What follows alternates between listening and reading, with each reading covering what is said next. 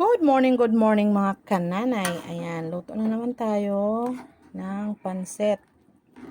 Ayan, ang sahog niya ay sardinas. Ayan. Okay, mga kananay. Dahil kumukulo na yan, lagyan na natin ang ating noodles.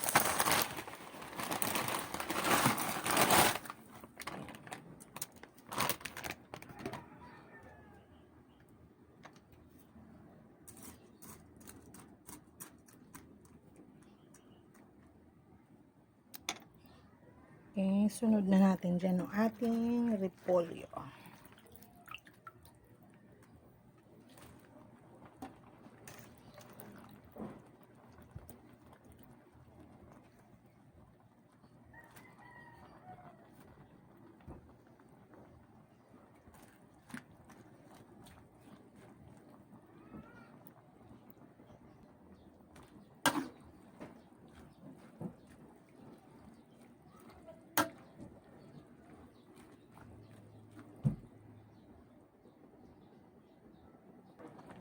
Okay, mga kanan, ito ni ating pansit na may sardinas. Ayan.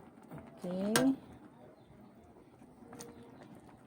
Simple man yung luto natin, pero masarap din po ito mga kananay.